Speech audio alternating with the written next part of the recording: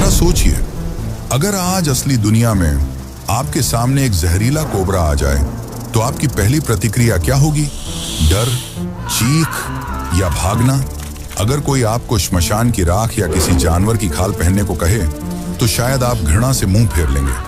हम इंसान जिस दुनिया में जीते हैं वहां आभूषण का मतलब होता है सोना, चांदी, हीरे और मोती। हम वो पहनते हैं जो सुंदर दिखता है, जो हमारी दौलत दिखाता है। लेकिन जरा ब्रह्मांड के उस सबसे बड़े देवता देवाधिदेव महादेव की ओर देखिए। वो जो तीनों लोकों के स्वामी हैं, कुबेर जिनके सेवक हैं और जिनके एक इशारे पर सोने की लंका खड़ी हो सकती है। वो अपने शरीर पर क्या धारण करते हैं? गले में लिपटा हुआ मौत का प्रतीक सांप, शरीर पर मली हुई श्मशान की राख, बाघ की खाल और गले में नरमुंडों की माला। यह कोई साधारण बात नहीं है। क्या आपने कभी सोचा है कि शिव, जो सत्यम शिवम सुंदरम है, उन्होंने ऐसे भयानक और अजीबोगरीब प्रतीकों को अपना आभूषण क्यों बनाया? क्या यह सिर्फ एक वेशभूषा है या इसके पीछे कोई ऐसा गहरा राज छुपा है जो हमारी समझ से बाहर है? आज की इस वीडियो में हम शिव के हर उस आभूषण की डीएनए रिपोर्ट निकालेंगे जो आपने आज तक केवल तस्वीरों में देखी है। हम जानेंगे उस चंद्रमा की कहानी जो असल में एक मरता हुआ ग्रह था। आखिर क्यों शिव ने एक शापित और बीमार चंद्रमा को अपने सिर का ताज बनाया? क्या आप जानते हैं कि शिव की जटाओं में गंगा का होना सिर्फ एक पौराणिक कथा नहीं, बल्कि कॉस्मिक एनर्जी को कंट्रोल करने का एक ब्लूप्रिंट है? हम उस वासुकी नाग के दर्दनाक सच को भी जानेंगे जिसे समुद्र मंथन में एक रस्सी की तरह इस्तेमाल किया गया। और सबसे बड़ा सवाल, वो रुद्राक्ष जिसे हम पवित्र मानकर पहनते हैं, क्या वो वाकई शिव के आंसू हैं? अगर हाँ, तो ऐसा क्या हुआ कि उनकी आंखों से आंसू गिरने की नौबत आ गई? डमरू की वो 14 आवाजें जिनसे दुनिया की सारी भाषाएं बनी, और वो त्रिशूल जो सूर्य की धूल से बना, इन सब का सच क्या है? यह वीडियो कोई साधारण कथा नहीं है। इस वीडियो में हम शिव के शरीर पर मौजूद हर एक चिन्ह, हर एक हथियार और हर एक आभूषण को डिकोड करेंगे। हम वाल्मीकि रामायण से लेकर शिव महापुराण और आधुनिक विज्ञान तक हर उस पन्ने को पलटेंगे जहां इन रहस्यों का जवाब लिखा है। क्योंकि शिव के आभूषण आभूषण नहीं हैं, वो इस ब्रह्मांड के नियम हैं। वो हमें बताते हैं कि मौत को गले लगाकर भी निडर कैसे बना जाता है। तो अपनी कुर्सियों की पेटी बांध लीजिए, क्योंकि हम एक ऐसी यात्रा पर निकल रहे हैं जहां विज्ञान खत्म होता है और शिव का रहस्य शुरू होता है। लेकिन उससे पहले अगर आपको वीडियो अच्छी लग रही है तो कमेंट में हर हर महादेव जरूर लिखें। शिव शंकराय शुद्धाय नीलकंठाय धीमहि भक्तवांछितदातारं नमः कैलाशवासिने।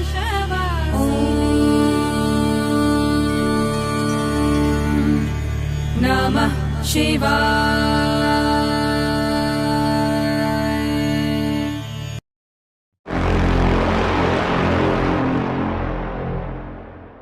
संसार में सुंदरता का पहला पैमाना अक्सर केश यानी बाल होते हैं।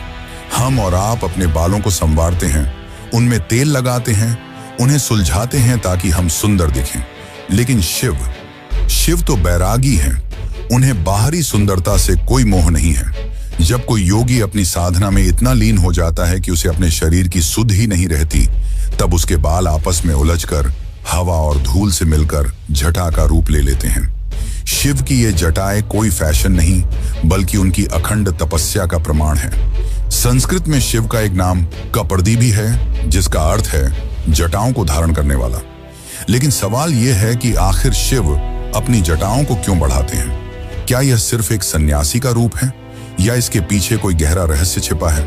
प्राचीन ऋषियों और योग विज्ञान के अनुसार इंसान के बाल केवल मृत कोशिकाएं नहीं हैं, बल्कि वे शरीर की ऊर्जा को संरक्षित करने वाले एंटीना की तरह काम करते हैं। जब एक योगी ध्यान की गहरी अवस्था में होता है तो उसके मस्तिष्क में अपार ऊर्जा उत्पन्न होती है। जटाएं उस ऊर्जा को बाहर बिखरने से रोकती हैं और उसे शरीर के भीतर ही लॉक कर देती है। आप इसे एक ऊर्जा के बांध यानी एनर्जी डैम की तरह समझ सकते हैं।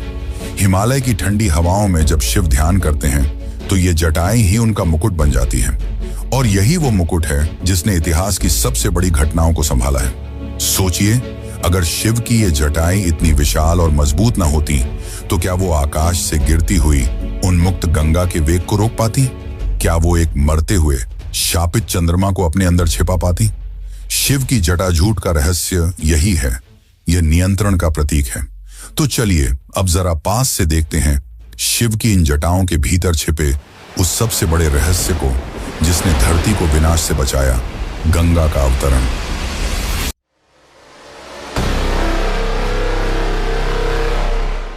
अब तक हमने देखा कि शिव की जटाएं कोई साधारण बाल नहीं बल्कि एक ऊर्जा का बांध है। लेकिन इन जटाओं की असली परीक्षा उस दिन हुई जब स्वर्ग की सबसे शक्तिशाली नदी गंगा ने धरती पर उतरने की ठानी। वाल्मीकि रामायण और महाभारत की कथाओं में राजा भगीरथ का उल्लेख मिलता है, जिनके पूर्वज कपिल मुनि के श्राप से भस्म हो चुके थे। उनकी राख को मुक्ति देने का केवल एक ही उपाय था, स्वर्ग से गंगा का जल। भगीरथ ने ब्रह्मा जी की घोर तपस्या की, जिससे ब्रह्मा जी प्रसन्न हुए और गंगा को धरती पर भेजने के लिए तैयार हो गए। लेकिन यहाँ एक बहुत बड़ी समस्या थी। गंगा का वेग, उनका प्रवाह इतना प्रचंड था कि अगर वे सीधे स्वर्ग से धरती पर गिरती तो पृथ्वी उनके भार से चकनाचूर होकर पाताल में समा जाती। ये एक प्रलय को निमंत्रण देने जैसा था। गंगा को अपने इस वेग पर बहुत अभिमान था। गंगा का यह अहंकार एक चुनौती था। धरती को बचाने के लिए किसी ऐसे की जरूरत थी जो इस असीम शक्ति को अपने ऊपर झेल सके, और पूरे ब्रह्मांड में वह क्षमता केवल महाकाल शिव के पास थी। भगीरथ की प्रार्थना पर शिव हिमालय की चोटी पर जाकर खड़े हो गए, शांत और स्थिर। उन्होंने अपनी जटाओं को फैला दिया और आकाश की ओर देखा। फिर वह क्षण आया जब आकाश गड़गड़ा उठा। गंगा एक भीषण गर्जना के साथ हजारों हाथियों के बल के समान वेग से स्वर्ग से नीचे गिरी। उनका इरादा शिव को बहा ले जाने का था, लेकिन जैसे ही वे शिव के सिर को छूने आईं, एक चमत्कार हुआ। शिव ने गंगा के उस तूफानी प्रवाह को अपनी घनी और उलझी हुई जटाओं में कैद कर लिया। गंगा का पानी उन जटाओं की भूल भुलैया में ऐसा खो गया कि उसे बाहर निकलने का रास्ता ही नहीं मिला। जिस गंगा ने सोचा था कि वे सब कुछ नष्ट कर देंगी, वे शिव के सिर पर एक बूंद बनकर रह गईं। कई वर्षों तक गंगा शिव की जटाओं में घूमती रही और इसी दौरान उनका सारा अहंकार, सारा क्रोध शांत हो गया। जब गंगा का वेग टूट गया और वे निर्मल हो गईं, तब भगीरथ की विनती पर शिव ने अपनी एक जटा को हल्का सा निचोड़ा। वहां से गंगा अब विनाशकारी बाढ़ नहीं बल्कि जीवन देने वाली एक पतली धारा बनकर बिंदु सरोवर में गिरी और धरती पर बह निकली। शिव का गंगाधर रूप हमें एक बहुत गहरा सबक देता है। शक्ति चाहे कितनी भी बड़ी क्यों ना हो, अगर उस पर नियंत्रण नहीं है तो वह केवल विनाश लाती है। शिव की जटा वह फिल्टर है जो प्रचंड ऊर्जा को शांत करके उसे समाज के लिए उपयोगी बनाती है। और यही कारण है कि शिव के मस्तक पर गंगा केवल एक नदी नहीं बल्कि ज्ञान और पवित्रता का प्रतीक बनकर बहती है। लेकिन गंगा के साथ शिव ने चंद्रमा को भी अपनी जटाओं में स्थान दिया है। पर आखिर ऐसा क्यों? तो चलिए अब जानते हैं शिव के चंद्रशेखर बनने का असली रहस्य।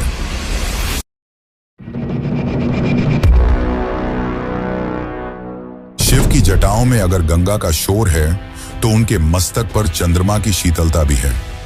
लेकिन क्या आप जानते हैं कि जिस चंद्रमा को हम सुंदरता का प्रतीक मानते हैं, शिव के मस्तक पर वह पूर्ण चंद्रमा नहीं बल्कि दूज का चांद यानी एक कटा हुआ अधूरा चंद्रमा है। इसके पीछे शिव महापुराण के कोटि रुद्र संहिता में एक बहुत ही दर्दनाक और रहस्यमयी कथा छिपी है। यह कहानी शुरू होती है प्रजापति दक्ष के क्रोध से। दक्ष ने अपनी 27 पुत्रियों का विवाह चंद्रदेव से किया था। ये 27 पुत्रियां ही आकाश के 27 नक्षत्र हैं। लेकिन चंद्रदेव का मन केवल एक पत्नी रोहिणी में बसता था। बाकी 26 पत्नियों की उपेक्षा देखकर दक्ष का पितृ हृदय क्रोध से भर गया। उन्होंने चंद्रमा को श्राप देते हुए कहा, तुम्हें अपने जिस रूप और चमक पर इतना अभिमान है वह धीरे धीरे क्षय हो जाएगा। तुम रोगी हो जाओगे और अंत में समाप्त हो जाओगे। श्राप के प्रभाव से चंद्रदेव का शरीर गलने लगा, उनकी कलाएं घटने लगी, अमावस्या की काली छाया उन पर मंडराने लगी। जब मृत्यु बिल्कुल सामने थी तब देवताओं की सलाह पर मरते हुए चंद्रमा ने प्रभास क्षेत्र में जाकर भगवान शिव की घोर आराधना की। उन्होंने मृत्युंजय मंत्र का जाप किया और रेत से शिवलिंग बनाकर 6 महीने तक एक पैर पर खड़े रहे। उनकी भक्ति देखकर साक्षात महादेव प्रकट हुए। उन्होंने कांपते हुए मरते हुए चंद्रमा को उठाया और उसे अपने मस्तक पर धारण कर लिया। शिव ने चंद्रमा को अमृता का वरदान दिया, लेकिन साथ ही दक्ष प्रजापति के श्राप का भी उल्लंघन नहीं किया जा सकता था। इसलिए शिव ने कहा, आज से तुम पूरी तरह समाप्त नहीं होगे।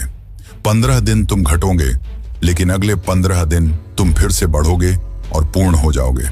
आज हम इसे कृष्ण पक्ष और शुक्ल पक्ष के नाम से जानते हैं। शिव के मस्तक का स्पर्श पाते ही उस अधमरे चंद्रमा को अमृत मिल गया। इसी कारण शिव को चंद्रशेखर कहा जाता है, यानी वह जिसके शिखर अर्थात सिर पर चंद्र हो। लेकिन शिव ने सिर्फ चंद्रमा या गंगा को ही शरण नहीं दी, बल्कि एक ऐसी चीज को भी अपने गले में लपेट लिया जिसे लोग मृत्यु का प्रतीक मानते हैं। लेकिन उसे जानने से पहले हम शिव के आराध्य नंदी के बारे में जान लेते हैं।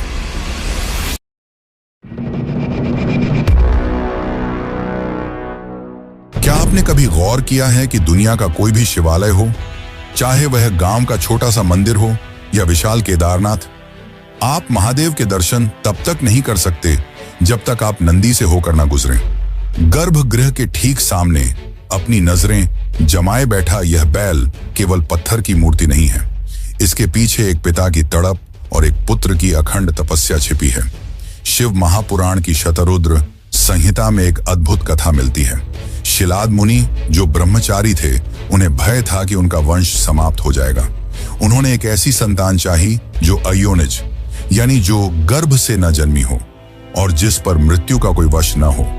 इंद्रदेव ने हाथ खड़े कर दिए, जिसके बाद शिलाद मुनि ने हजारों वर्षों तक शिव जी का तप किया और अंत में स्वयं शिव के आशीर्वाद से यज्ञ कुंड की अग्नि से एक दिव्य बालक का जन्म हुआ, जिसका नाम रखा गया नंदी।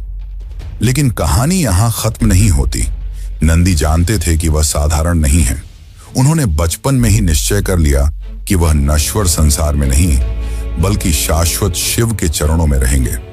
उन्होंने भुवन नदी के किनारे ऐसी घोर तपस्या की कि उनका शरीर पत्थर जैसा कठोर और मन पानी जैसा निर्मल हो गया। उनकी समाधि देखकर शिव को साक्षात आना पड़ा।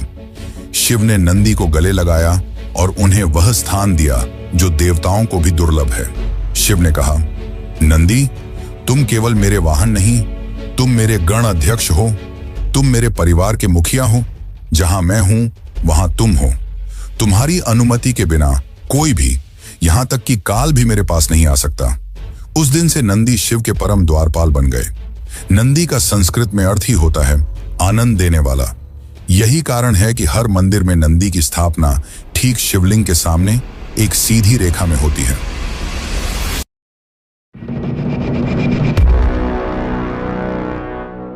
समुद्र मंथन, इतिहास की वह घटना जहां देवता और दानव एक ही मकसद के लिए साथ आए थे, अमृत।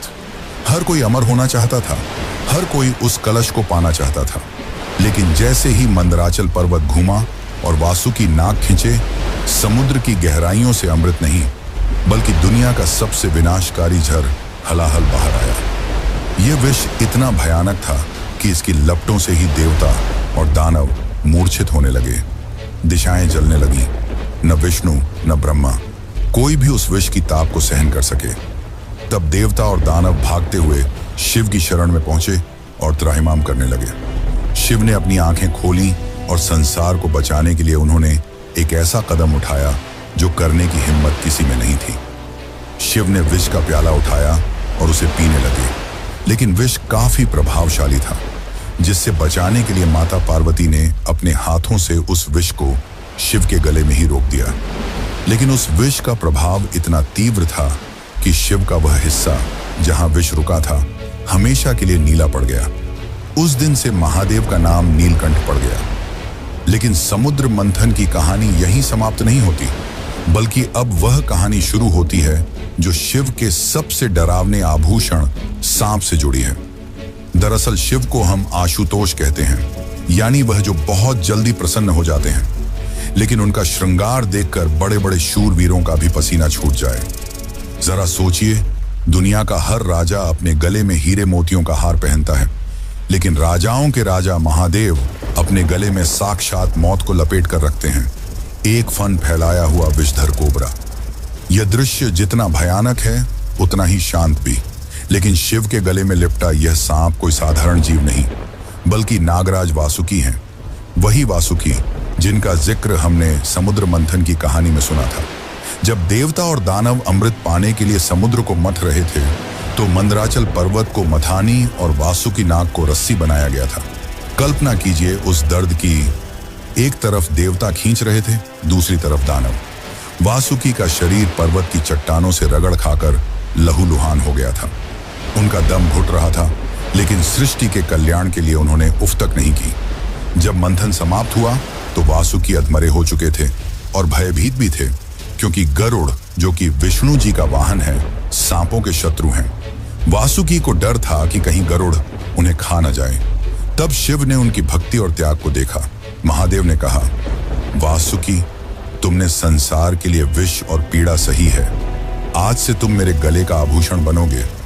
अब न तुम्हें गरुड़ का भय होगा और न ही ठंड का। वैज्ञानिक दृष्टि से देखें तो सांप एक शीत रक्त यानी कोल्ड ब्लडेड जीव है, जिसे गर्माहट की जरूरत होती है। वहीं शिव हमेशा ध्यान में रहते हैं, जिससे उनके शरीर में प्रचंड ऊर्जा और ताप यानी गर्माहट रहता है। इसलिए सांप शिव के शरीर से लिपटे रहकर शांति पाते हैं। लेकिन इसका आध्यात्मिक अर्थ इससे भी गहरा है। सांप भय और मृत्यु का प्रतीक है। इंसान सबसे ज्यादा डरता है सांप से यानी मौत से। शिव उस सांप को आभूषण बनाकर यह संदेश देते हैं कि मैं काल और मृत्यु से परे हूं। उन्होंने मौत को अपने गले लगा रखा है, इसलिए वह मृत्युंजय है। योग विज्ञान में यह सांप हमारी रीढ़ की हड्डी में सोई हुई कुंडलिनी शक्ति को दर्शाता है। जैसे सांप कुंडली मारकर बैठता है, वैसे ही इंसान के मूलाधार चक्र में अपार ऊर्जा सोई होती है। शिव के गले का नाग उस जागृत ऊर्जा का प्रतीक है जो योगी के नियंत्रण में है। नाग के अलावा एक और जानवर है, लेकिन मृत, और वह है बाघ की खाल। आखिर ऐसा क्या हुआ कि शिव को एक बाघ को मारकर उसकी खाल पहननी पड़ी? तो चलिए अब इस रहस्य को भी जान लेते हैं। लेकिन उससे पहले अगर आपको वीडियो अच्छी लग रही है तो इसे एक लाइक जरूर करें।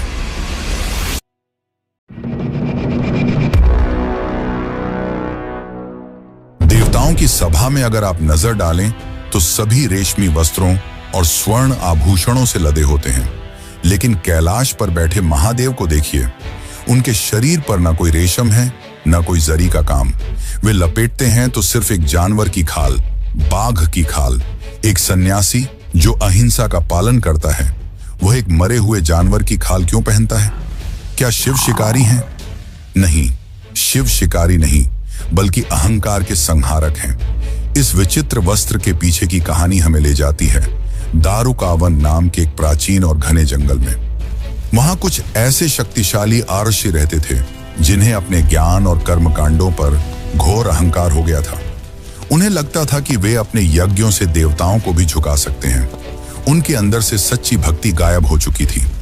उनके इस अहंकार को तोड़ने के लिए भगवान शिव ने एक बहुत ही सुंदर, युवा और दिगंबर सन्यासी का रूप धारण किया और उस वन में विचरण करने लगे।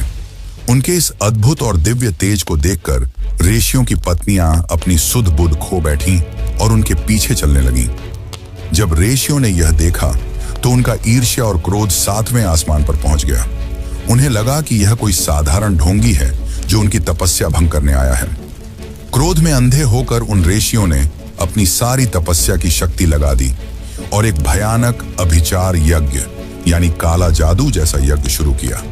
उस यज्ञ की विनाशकारी अग्नि से एक विशाल, मायावी और आदमखोर बाघ उत्पन्न हुआ। उसकी दहाड़ से पूरा दारुकावन थर्रा उठा। ऋषियों ने उस बाघ को आदेश दिया, जाओ और इस सन्यासी को चीर फाड़ कर खा जाओ। वह बाघ साक्षात मृत्यु बनकर शिव की ओर झपटा। लेकिन जो स्वयं महाकाल हो, उसका काल क्या बिगाड़ सकता है? शिव विचलित नहीं हुए। जैसे ही उस खूंखार जानवर ने उन पर छलांग लगाई, शिव ने उसे हवा में ही पकड़ लिया।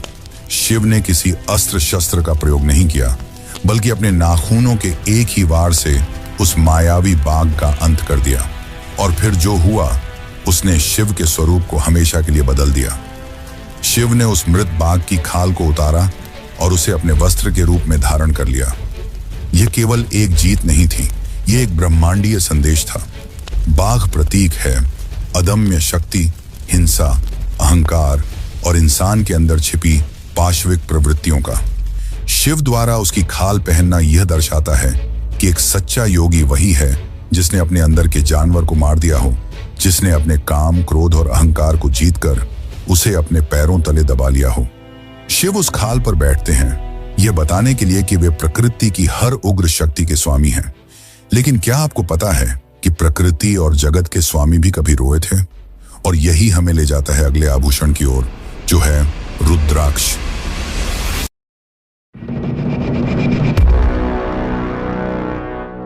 अब तक हमने शिव के भयानक और शक्तिशाली रूपों को देखा, गले में सांप, शरीर पर बाघ। लेकिन जरा सोचिए, वह महाकाल जो मृत्यु को भी डरा दे, क्या उसकी आंखों में कभी आंसू आ सकते हैं? अगर शिव वैराग्य की मूर्ति है तो वे रोए क्यों?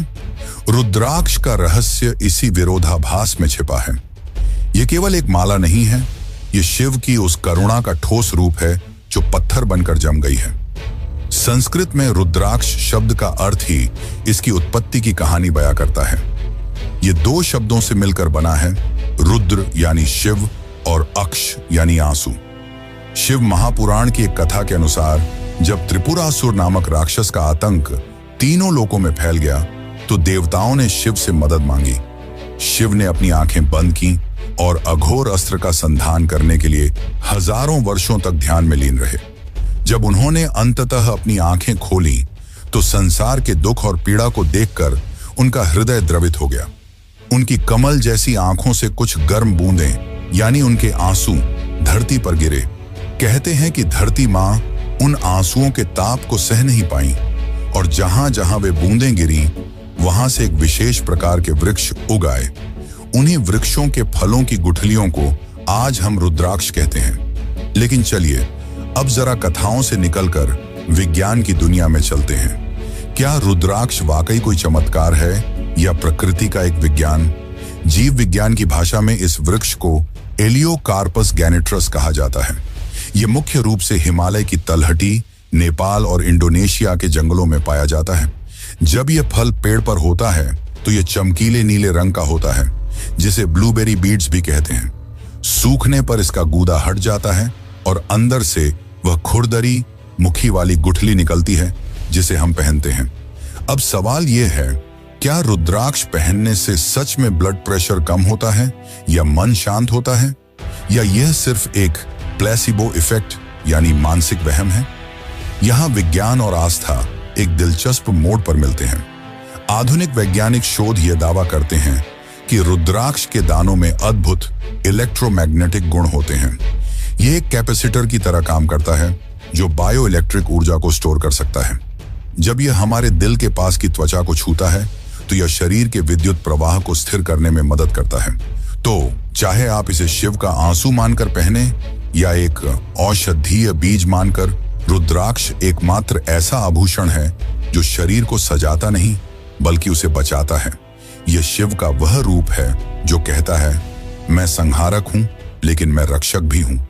और अगर संहारक की बात आ ही गई है तो उनके अस्त्र त्रिशूल को कैसे भूल सकते हैं? तो चलिए अब जानते हैं कि शिव जी को त्रिशूल किसने और क्यों दिया।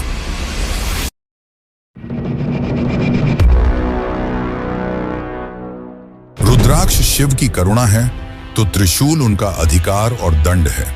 देवी देवताओं के हाथों में आपने तलवार, गदा या धनुष देखे होंगे, लेकिन महादेव के हाथ में हमेशा एक ही हथियार होता है, त्रिशूल। यह कोई साधारण लोहे का टुकड़ा नहीं है।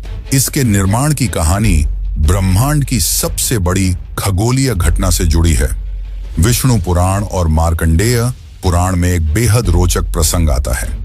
देवशिल्पी विश्वकर्मा की पुत्री संध्या का विवाह सूर्यदेव से हुआ था, लेकिन सूर्य का तेज और ताप इतना प्रचंड था कि संध्या उसे सहन नहीं कर पा रही थी। वह जल रही थी। अपनी बेटी की पीड़ा देखकर विश्वकर्मा ने एक निर्णय लिया जो असंभव सा लगता था, सूर्य की चमक को कम करना। विश्वकर्मा ने सूर्यदेव को अपने दिव्य यंत्र पर चढ़ाया और उन्हें तराशना शुरू किया। जैसे एक मूर्तिकार पत्थर को तराशता है, वैसे ही उन्होंने सूर्य के जलते हुए शरीर को छांटना शुरू किया। इस प्रक्रिया में सूर्य का जो अतिरिक्त तेज, जो धधकती हुई सौर धूल और चिंगारियां धरती पर गिरी, वे सामान्य पदार्थ नहीं थी, वे शुद्ध ऊर्जा थी। विश्वकर्मा ने उसी गिरते हुए सूर्य तेज को इकट्ठा किया और उससे 3 महान वस्तुओं का निर्माण किया। पुष्पक विमान, भगवान विष्णु का सुदर्शन चक्र और भगवान शिव का अमोघ त्रिशूल। यानी शिव के हाथ में जो त्रिशूल है वह असल में सूर्य का ही एक हिस्सा है। इसीलिए उसमें इतनी ऊर्जा है कि वह सृष्टि को भस्म कर सकता है। लेकिन रुकिए, त्रिशूल के 3 नुकीले सिरे केवल मारने के लिए नहीं है। यह 3 का आंकड़ा शिव के अस्तित्व का आधार है। यह त्रिशूल प्रतीक है त्रिगुणों का। सत्व यानी पवित्रता, रज यानी क्रिया और तम यानी अंधकार। संसार का हर जीव इन्हीं 3 गुणों में बंधा है। शिव इन तीनों को अपने हाथ में पकड़े हुए हैं, लेकिन इनके साथ ही शिव अपने एक हाथ में एक और चीज पकड़े हुए हैं जो इस संसार का मूल आधार है, और वह है डमरू। इसकी कथा तो आपको चौंका कर रख देगी, तो चलिए अब उसे भी जान लेते हैं।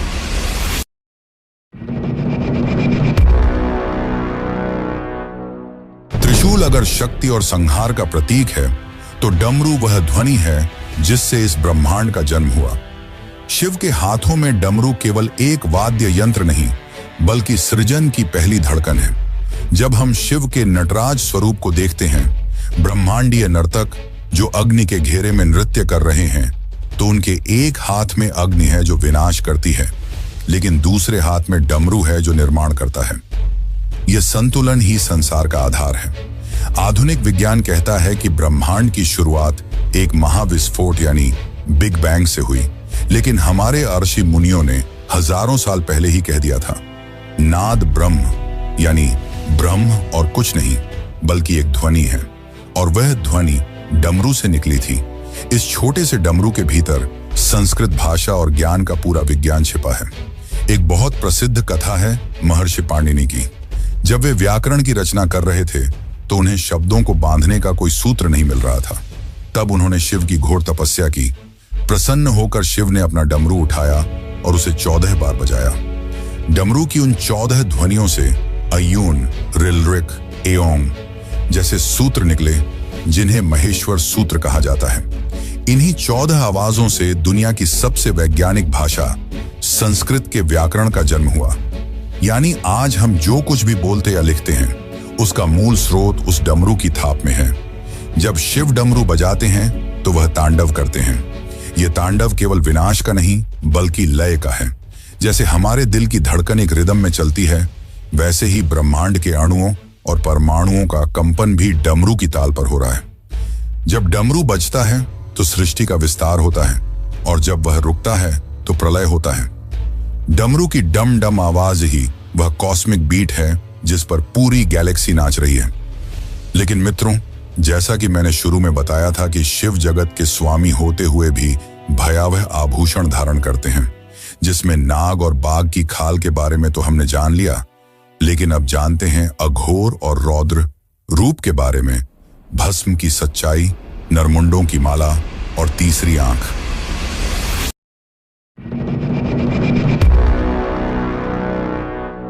अब तक हमने शिव के उन आभूषणों की बात की जो सुंदर हैं, चंद्रमा, गंगा और रुद्राक्ष। लेकिन शिव का एक रूप ऐसा भी है जो साधारण इंसान को डरा सकता है। श्मशान की राख, गले में नरमुंडों की माला और माथे पर वह आंख जो अगर खुल जाए तो दुनिया जलकर खाक हो जाए। हम शिव के इस अघोर और रौद्र रूप से डरते हैं, लेकिन असल में यह डरावने प्रतीक जीवन जीने का सबसे बड़ा मैनुअल है। सबसे पहले बात करते हैं उस रहस्यमयी तीसरी आंख की।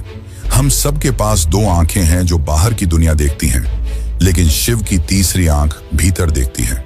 जब कामदेव ने शिव की समाधि भंग करने की कोशिश की, तो शिव ने अपनी तीसरी आंख से उन्हें भस्म कर दिया। यह कहानी हमें बताती है कि तीसरी आंख विनाश की नहीं बल्कि विवेक और जागृति की है। जब इंसान के भीतर का ज्ञान जागता है तो काम, क्रोध और वासना झलकर राख हो जाते हैं। शिव की तीसरी आंख यही संदेश देती है, बाहर मत देखो, भीतर झांको। इसी तरह शिव अपने पूरे शरीर पर भस्म या विभूति रमाते हैं।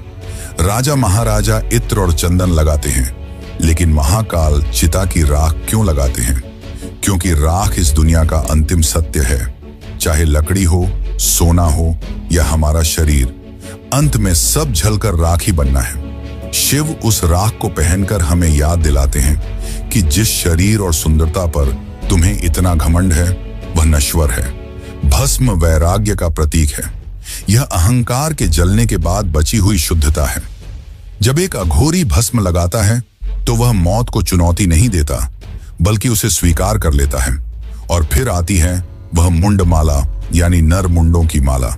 शिव के गले में लटकते ये सूखे हुए सिर किसके हैं? पुराणों में कहा गया है कि ये सिर सृष्टि के अलग अलग चक्रों और समय के अंत का प्रतीक हैं। मुंडमाला हमें बताती है कि जीवन और मृत्यु एक चक्र है जो चलता रहता है, जिसे हम अंत समझते हैं। शिव के लिए वह सिर्फ एक बदलाव है। हाथ में खप्पर रखना और श्मशान में बैठना यह दर्शाता है कि शिव ने घृणा और भय दोनों को जीत लिया है। और जैसा कि हमने पहले देखा, बाघ की खाल उस शक्ति का प्रतीक है जो वन और पशुता पर नियंत्रण रखती है। तो शिव के ये भयानक आभूषण, भस्म, कपाल और तीसरी आंख हमें डराने के लिए नहीं है। तो मित्रों, ये थे शिव के सारे आभूषणों का रहस्य। और अगर आपको यह वीडियो पसंद आई और इससे कुछ जानने और सीखने को मिला हो, तो इस वीडियो को अपने मित्रों और रिश्तेदारों को भी जरूर शेयर करें।